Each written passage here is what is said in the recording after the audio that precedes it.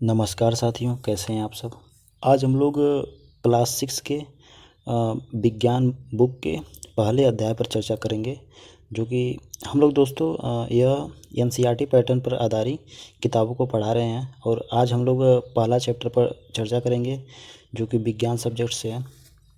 ठीक है, तो पहला चैप्टर का नाम है दोस्तों भोजन, यह कहाँ से आता है। ठीक, इसके बारे में हम लोग डिटेल में चर्चा करेंगे और मैं बहुत ही सरल भाषा में इसको समझाने का प्रयास करूंगा, ताकि आप लोग को खूब अच्छी तरीके से समझ में आ जाए। तो देखिए दोस्तों, चलते हैं चैप्टर पर। देखिए यहाँ दिखाया गया है कि आज अपने घर पर क्या खाया था। ठीक है, आज आपने अपने घर पर क्या खाया था, थोड़ा सोचिएगा। ठीक है, पता लगाइए कि आपके दोस्त जो हैं उन्होंने आज क्या क्या खाया था। क्या आपने कल और आज एक ही प्रकार की का आहार लिया था। इसमें दोस्तों बता रहा है कि क्या आपने कल और आज यानी पिछले दिनों और आज के दिनों में एक ही आहार लिया था। क्या यह सत्य है कि अलग अलग समय में हम भिन्न भिन्न प्रकार का आहार लेते हैं। देखिए दोस्तों, ये जो चैप्टर है ये आपका भोजन कहाँ से आता है इससे रिलेटेड है, और जितने भी इम्पोर्टेंट टॉपिक हैं वो सारे हम लोग इसमें डिस्कस करेंगे। ठीक है, तो देखिए इसमें कुछ क्रियाकलाप दे रहा है। ठीक है, हेडिंग है विभिन्न खाद्य पदार्थ। 1.1 का हेडिंग है विभिन्न खाद्य पदार्थ। इसमें क्रियाकलाप फर्स्ट दे रहा है। चलिए इसके बारे में चर्चा करते हैं क्या है इसमें। देखिए, विद्यालय में अपने दोस्तों से उन खाद्य पदार्थों की जानकारी आपको प्राप्त करनी है जो वे पूरे दिन में खाते हैं। ठीक है, यदि वे विभिन्न राज्यों के रहने वाले हैं तो उनसे भी यह जानकारी प्राप्त करने का प्रयास करिए। अगर दोस्तों आपके दोस्त जो हैं अगर आपके राज्य से हटकर दूसरे राज्य में रहते हैं तो उनसे भी चर्चा कीजिए कि आपने आज क्या खाया, कल क्या खाया, क्या क्या आज मतलब आप खाए हैं। ठीक है, उसके बारे में उनसे जानकारी प्राप्त करने का प्रयास करिए। और अपनी नोट बुक में साड़ी 1.1 की तरह यथासंभव अधिक से अधिक दोस्तों द्वारा खाए जाने वाले विभिन्न खाद्य पदार्थों को सूचीबद्ध तरीके से आप लिखिए। यह दोस्तों आपको बहुत हेल्प करेगा। देखिए यहाँ पर आपको लिखना है। ठीक है, तो यहाँ पर आप लिखेंगे कि साड़ी 1.1 में दिया है कि हम क्या खाते हैं, इसको यहाँ पर लिखना है। ठीक है, और यहाँ पर नीचे देखिए यहाँ दिखाया भी गया है, इसमें मछली है, इसमें कोई और व्यंजन है। देखिए यहाँ पर कोई और व्यंजन है। ठीक है, तरह तरह के इसमें व्यंजन दिखाए गए हैं। तो दोस्तों अब आगे देखते हैं क्या होता है कि देखिए हम अपने भोजन में हम अनेक प्रकार की चीज़ें खाते हैं। देखिए हम लोग अपने भोजन में अनेक प्रकार की चीज़ें खाते हैं। जैसे आप लोग गेस कर सकते हैं कि क्या क्या खाते होंगे। जैसे खाने की ये सभी चीज़ें किससे बनी होती हैं। पके चावल के बारे में आप सोचिए। ठीक है, जैसे आप लोग पका चावल खाते हैं, इसके बारे में आप लोग सोच सकते हैं। और भी कई तरीके की चीज़ें खाते हैं, जैसे दाल खाते होंगे आप। ठीक है, और आटा का मतलब रोटी बनाकर आप लोग खाते हैं। तमाम ऐसी चीज़ें हैं जो आप लोग खाते हैं। और सब्जी खाते हैं, मतलब फल फूल सब्जियां भी और आप लोग खाते हैं। ठीक है, अब देखिए हम लोग इस चैप्टर में जो लिखा है वही चर्चा कर रहे हैं। हम कच्चा चावल लेते हैं, उसे पानी में उबालते हैं और इसे तैयार करने में हमें दो पदार्थों या संघटकों की आवश्यकता होती है। देखिए दोस्तों, जब हम चावल लेते हैं तो हमें उसको उबालना पड़ता है। इसके लिए हमें दो संगठनों या पदार्थों की आवश्यकता पड़ती है। दूसरी ओर कुछ भोजन तैयार करने में हमें कई संगठनों की आवश्यकता होती है। यदि हम सब्जी बनाना चाहते हैं तो हमें अलग अलग कई प्रकार की कच्ची सब्जियां, नमक, मसाला, तेल आदि की आवश्यकता होती है। देखिए दोस्तों, जैसे मान लीजिए अगर हमें सब्जी बनाना है तो सब्जी बनाने में मसाला लगता है। एक तरीके से मान लीजिए तरह तरह की जो मार्केट में सब्जियां मिलती हैं, जैसे आलू हो गया, गोभी हो गई, मटर हो गया और प्याज हो गई। तमाम ऐसी चीज़ें हैं जिसको आप खरीद कर और उसे भुनना भी पड़ता है, तभी जाकर खाना बनता है। एकदम आज ये जो पूरा चैप्टर दोस्तों एंजॉय से पढ़ा जाएगा। मज़ा आएगा काफ़ी चैप्टर पढ़ने में, और अच्छी अच्छी आपको बातें सीखने को मिलेंगी। देखिए अब बता रहा है क्रियाकलाप 2 में क्या बताया है कि साड़ी 1.1 में सूचीबद्ध कुछ खाद्य पदार्थों को आपको छांटना है और अपने दोस्तों तथा घर पर चर्चा करके जानकारी प्राप्त करनी है, ठीक है। और इनको बनाने के लिए कौन कौन सी सामग्री चाहिए, इनको जो है सारणी 1.1 में आपको सूचीबद्ध करना है, ठीक है। और 1.2 में भी आपको सूचीबद्ध करना है। वस्तु का नाम, उससे प्रयुक्त कच्ची सामग्री के कुछ उदाहरण सारणी 1.2 में दिए गए हैं। कुछ अन्य को इस सूची में आपको जोड़ना है। देखिए कुछ सारणी 1.2 में दिया गया है, जैसे रोटी हो गई, चपाती हो गई। यह किससे बनता है? आटा और जल से बनता है। इस दोनों को आप जब आटा में जल हल्का सा मिलाएंगे, उसको सानेंगे आप, हाँ, तो उसको फिर पकाने पर रोटी बनती है और चपाती बनती है। आगे बताया है जैसे दाल। दाल में क्या क्या लगता है? कच्ची दाल लगती है, जल लगता है, नमक लगता है, तेल लगता है, घी लगता है, मसाले लगते हैं, तब जाके आपकी दाल तैयार होती है। इसी प्रकार की, जैसे मान लीजिए आपको सब्जी बनाना है, ठीक है। सब्जी बनाने में क्या क्या लगेगा? कच्ची सब्जियां लगेंगी, मसाला लगेगा, और कई तरह की, जैसे हल्दी लगेगा। ये जितने तमाम प्रकार के मसाले हैं ये लगेंगे, तब जाके आपकी सब्ज़ी बनती है। इसी प्रकार से आपको एक दो और याद कर कर भरना है। तो देखिए दोस्तों, अब हम लोग अपने अगले टॉपिक पर चलते हैं। इस टॉपिक का नाम है दोस्तों, एक सेकेंड, इस टॉपिक का नाम है दोस्तों खाद्य सामग्री एवं उनके स्रोत। तो क्या क्या खाद्य सामग्री हैं और उनके क्या क्या स्रोत हैं, चलिए जानते हैं। देखिए दोस्तों, 1.2 में सूचीबद्ध कुछ कच्ची सामग्रियां, जैसे फल और सब्जी का स्रोत का अनुमान लगाना हमारे लिए बहुत आसान हो सकता है। देखिए 1.2 में हम लोगों ने कुछ अनुमान लगाया है कि फल और सब्जियां मतलब लेकर हम लोग अपने आहार के बारे में आहार मतलब ले सकते हैं, ठीक है। अब आपको थोड़ा सा सोचना है कि यह जो फल और सब्जियां होती हैं, यह कहाँ से आता है, ठीक है। ये मतलब किस जगह से आता है? निश्चित रूप से पौधे से। गेहूँ और चावल का क्या स्रोत है? आपने मतलब धान और गेहूं के खेतों में उनके पौधों को अनेक पंक्तियों में देखे होंगे। इनसे हमें अनाज प्राप्त होता है। जैसे दोस्तों इसमें ये बताया गया है कि जो आप फल खाते हैं, सब्जियां खाते हैं, अनाज खाते हैं, ठीक है, वो एक्चुअली आता कहाँ से है?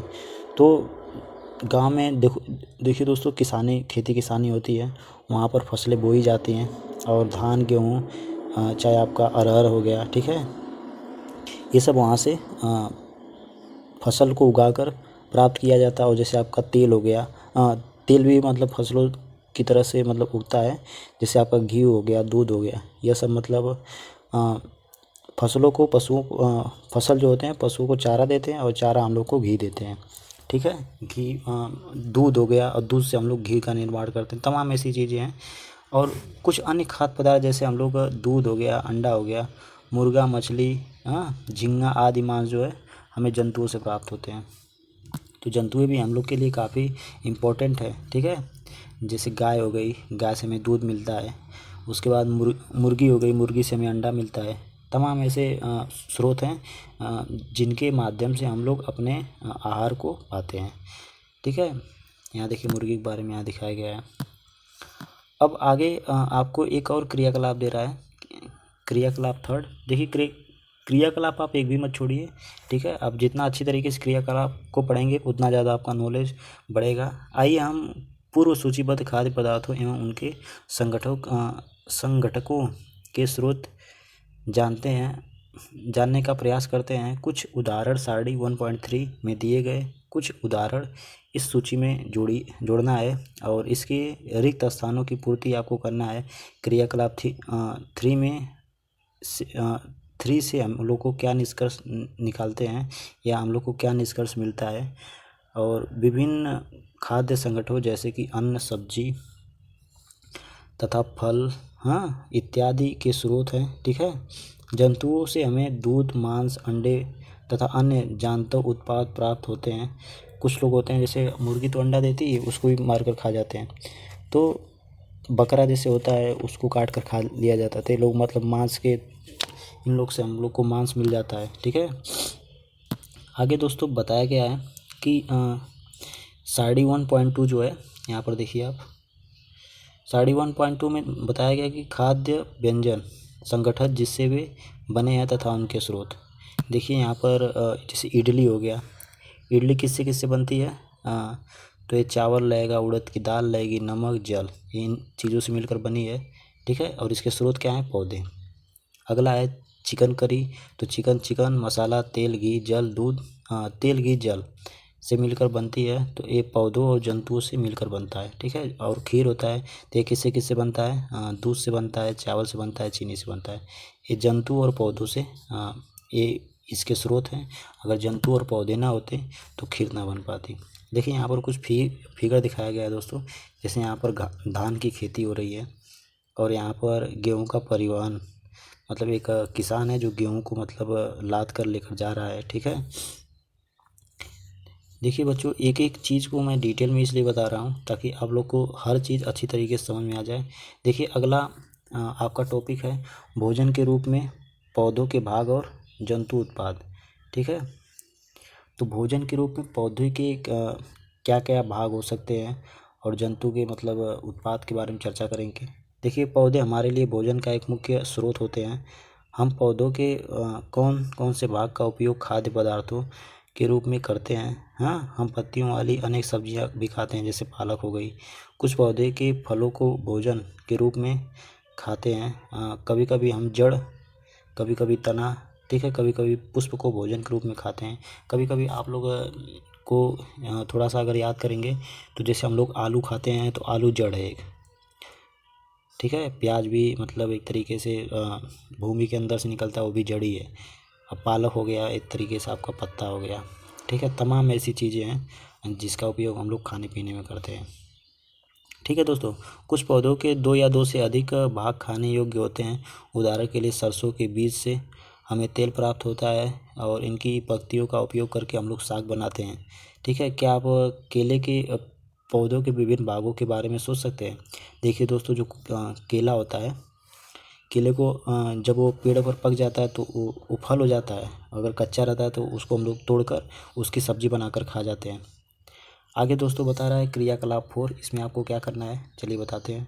देखिए जो साड़ी 1.3 में सूचीबद्ध खाद्य पदार्थों में से उन संगठकों को आपको छांटना है जिनका मुख्य स्रोत क्या है? पौधे हैं। ये पौधे किन किन भागों से प्राप्त होते हैं? इन पदार्थों और पौधों के भागों को साड़ी 1.4 के अनुसार आपको सूचीबद्ध करना है, ठीक है। 1.3 से खाद्य पदार्थों में से उन संगठनों को आपको छांटना है और छांटकर 1.4 में लिखना है।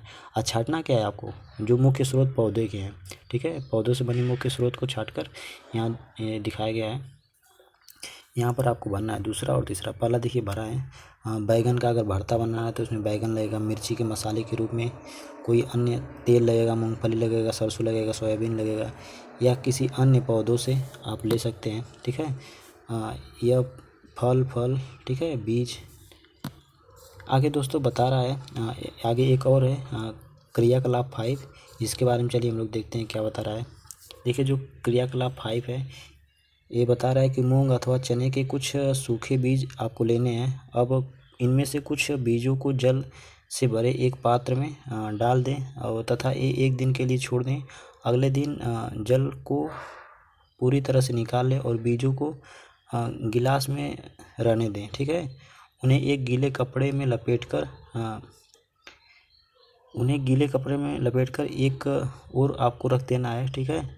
और अब क्या आप बीजों से कुछ परिवर्तन देखेंगे? क्या एक छोटी सी सफ़ेद संरचना आपको दिखाई दे? देखिए दोस्तों, अगर आप चना को भिगो देंगे एक दिन के लिए और एक दिन को भिगोने के बाद उसको कपड़े में आप उसका सारा पानी निकाल कर आप उसको कपड़े में बांध कर या कपड़े से ढक कर रख देंगे, तो अगले दिन आप देखेंगे, यानी 2 दिन का टाइम लगता है कि जो चने में से अंकुरित होने लगता है, ठीक है। तो यहाँ पर देखिए दिखाया गया है कि साबुत मूंग और अंकुरित मूंग, ठीक है। ये मूंग जो है ये तो चूँकि मूंग है, चना भी होता है तो चना भी अंकुरित होने लगा। कोई सा भी हो, अगर आप एक दिन तक उसको भिगो दे रहे हैं, अगले दिन तक कपड़े में बांध रहे हैं तो वो अंकुरित होने लगता है, ठीक है। आप लोग ट्राई करिएगा। देखिए बीज से बाहर निकल आती है, यदि हाँ तो बीज अंकुरित हो गए हैं और आपको 1.5 में, जैसा कि मैंने बताया ये दोनों, ठीक है। पानी में धोए पानी निकाल दें और गीले कपड़े से ढककर अगले दिन के लिए उन्हें छोड़ दें। क्या उस दिन आपको बीजों से बाहर निकलता हुआ एक छोटा सा अंकुर दिखाई देता है? अंकुरों को सावधानी से धोकर आप इन्हें खा सकते हैं। देखिए, जब ये खाएंगे आप तब इसमें ज़्यादा प्रोटीन मिलेगा। ठीक है, इस प्रकार से करके आपको चने को खाना चाहिए। इससे प्रोटीन मतलब ज़्यादा से ज़्यादा आप लोग को मिलते हैं। उबाले भी जा सकते हैं और इनमें से मसाले मिलाने पर खाने के लिए एक स्वादिष्ट अल्पाहार यह तैयार हो जाता है। आपको मिर्च मसाला लगाकर इसको आप खूब खा सकते हैं। देखिए 1.6 में एक चना वाला प्रोसेस है, तो जैसा मैंने बताया उसी तरीके से आपको करना है। ठीक है, अगले हेडिंग में देखते हैं हम लोग जंतु क्या खाते हैं, तो जानवर लोग क्या क्या खाते हैं। तो चलिए हम लोग चर्चा करते हैं। क्या आपके घर में कोई ऐसा पालतू पशु है जिसकी आप देखभाल करते हैं?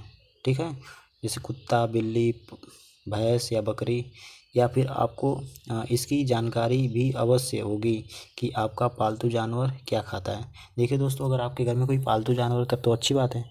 जैसे कुत्ता भी हो सकता है, शहरों में तो अक्सर कुत्ता ही लोग पालते हैं। बकरी भी हो सकता है, खरगोश भी हो सकता है, बिल्ली भी हो सकती है, और अगर गांव में है तो गाय भैंस हो सकती हैं। ठीक है, देखिए ये जंतु ये क्या खाते हैं आपको ज़रूर पता होगा। क्या आपने कभी गिलहरी 1.8 में दिखाया गया है, उसको भी हम दिखाएंगे आपको। कबूतर, छिपकली या छोटे से कीट को खाते हुए देखा है आपने? जो दोस्तों गिलहरी होती है, कबूतर होता है, छिपकली होती है। देखिए दोस्तों, क्रियाकलाप 6 के बारे में अब हम लोग जानेंगे। ठीक है, तो क्रियाकलाप 6 में जैसे हम लोग क्रियाकलाप इसलिए करवाते हैं क्योंकि आपको उससे रिलेटेड सारी नॉलेज प्राप्त हो जाए। ठीक है, और जैसे साड़ी 1.5 में अनेक जंतुओं के नाम लिखे हैं। उनमें से कुछ जो जंतु हैं, जंतु द्वारा खाए जाने वाले भोजन भी लिखे गए हैं। साड़ी में रिक्त स्थानों की आपको पूर्ति करना है। ठीक है, आगे दोस्तों बता रहा है कि ये देखिए आपको दिखा रहा है जीव का नाम, खाया जाने वाला भोजन। ठीक है, ये 1.5 में आपको दिया गया है। इसी तरह जैसे भैंस है, क्या क्या खा सकती है? घास खा सकती है, खली, भूसा, अनाज और पत्ती। इसी प्रकार बिल्ली है, छोटे जंतु, पक्षी और दूध पी सकता है। इसी प्रकार आपको चूहा के बारे में लिखना है, शेर के बारे में, ठीक है, बाघ के बारे में, मकड़ी के बारे में, छिपकली के बारे में, और गाय के बारे में, मनुष्य के बारे में, तितली के बारे में, कौवा के बारे में, व अन्य लोगों के बारे में आपको लिखकर प्रदर्शित करना है। ठीक है दोस्तों, ये जो चैप्टर है आपका अब यहीं पर एक अगला और मतलब क्रियाकलाप 7 है। इसको आप लोग बताते हैं क्या करना है इसमें। फिर से साड़ी 1.5 को आपको ध्यान से देखना है और इसके जंतुओं को 3 वर्गों में विभाजित करना है। पहले वर्ग में केवल जंतुओं के नाम आपको लिखने हैं जो केवल पौधों और पादप उत्पाद खाते हैं तथा इन्हें शाकाहारी जंतु कहते हैं। ठीक है, यहाँ कुछ जंतु ऐसे हैं जो दूसरे प्राणियों को खाते हैं, उन्हें दूसरे वर्ग में आपको रखना है, और इन प्राणियों को मांसाहारी जंतु कहते हैं। क्या आप उन ऐसे जंतुओं को जानते हैं जिनका जो भोजन है पौधे और जंतु दोनों ही होते हैं? इन्हें तीसरे वर्ग में आपको छाट कर लिखना है, जिन्हें सर्वाहारी जंतु कहते हैं। ठीक है, अब आप इन्हें साड़ी 1.6 के अनुसार आपको अलग अलग करना है। देखिए दोस्तों, इसमें आधे ज़्यादा क्रियाकलाप ही आपको करना है, तो इसमें आपको भरना है टोटल। ठीक है, ये दोस्तों आगे और नीचे बता रहा, पहले जानना चाहते हैं कि साड़ी 1.6 को भरते समय मनुष्य को आप किस वर्ग में रखना चाहेंगे। ठीक है, तो अगर आप लोग, चूँकि मनुष्य एक तरीके से आपको सर्वाहारी नज़र आ रहा है, तो आप पहले को भी आप अच्छी तरीके से समझ सकते हैं और उसको अच्छी तरीके से लिख सकते हैं। देखिए दोस्तों, ये चैप्टर आपका यहीं पर समाप्त हो जाता है, आगे कुछ नहीं दिया गया है।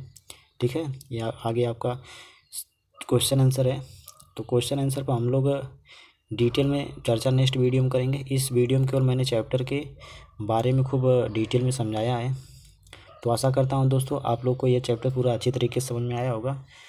दोस्तों अगर चैनल पर आप लोग नए हैं तो चैनल को सब्सक्राइब कर लीजिए और बेल आइकन को भी प्रेस कर दीजिए, ताकि जितने भी हम लोग नई नई वीडियो बनाते हैं उसका नोटिफिकेशन आपको टाइम से मिलता रहे। तो दोस्तों मिलते हैं नेक्स्ट वीडियो में, तब तक के लिए नमस्कार।